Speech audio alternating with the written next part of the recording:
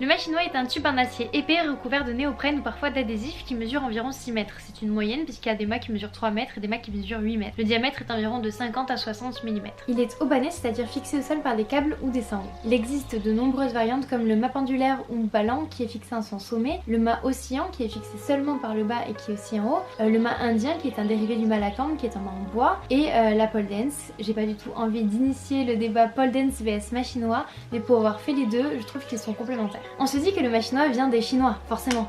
Et ben j'ai pas trouvé de source sûre qui infirme ou confirme cette idée, mais si on suppose que les marins chinois faisaient du tissu dans les voiliers des bateaux, pourquoi n'aurait-il pas une pratique acrobatique sur les mâts de ceux-ci? C'est une hypothèse. En revanche, la pratique acrobatique sur un élément vertical remonte à très loin. On pense que même à l'époque des chasseurs-cueilleurs, la prise en hauteur pouvait être un défi et un jeu dans sa manière d'être. Le Malakam, lui, remonte au XIIe siècle et on aurait vu des artistes commencer à danser autour des poteaux des chapiteaux, qui eux apparaissent au XIXe siècle, pour passer le sang entre les numéros. Ce serait les premiers signes d'une pratique de la sorte à ma connaissance dans le monde du cirque et de la danse. Mais depuis 10-15 ans, l'acrobatie au mât chinois a vraiment évolué, se laissant toucher par la danse.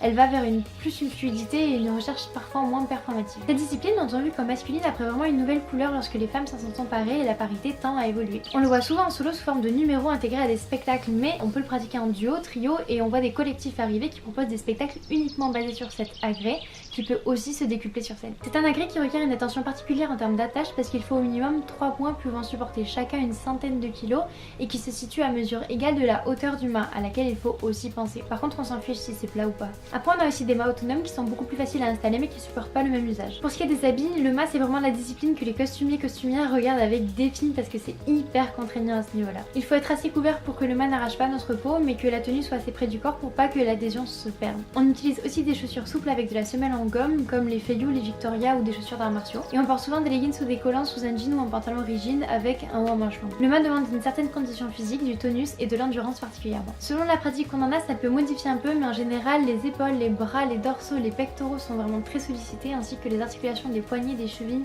et des épaules. Mais ce qui est vraiment marquant dans cette pratique au sens littéral du terme, c'est les brûlures et les bleus. C'est vraiment des grosses brûlures et beaucoup de coups. Mais sinon on trouve pas de grosses blessures récurrentes hormis s'il y a vraiment une chute. D'ailleurs au niveau de la sécurité, on travaille souvent avec des tapis ou des parades. L'apprentissage peut se faire avec un professeur mais il n'y en a pas partout et on trouve beaucoup d'autodidactes qui font donc fleurir beaucoup de façons différentes d'aborder cette pratique. À prendre quelques figures impressionnantes, par exemple celle qui fait peur à tant de gens alors qu'elle est bien moins dangereuse que plein d'autres auxquelles personne ne réagit, ça se fait rapidement. Par contre, maîtriser le mât, trouver le moyen d'en faire à sa manière et en faire un outil d'expression demande du temps et beaucoup de travail. Il y a quelque chose de très plaisant, de très satisfaisant à pratiquer cet agrès. En tout cas, je vous invite à aller voir dans la description. Je vous remercie d'avoir passé ce moment avec moi. N'en faites pas partout avec n'importe quoi, mais allez voir la vidéo sur les bases et passez une très belle journée.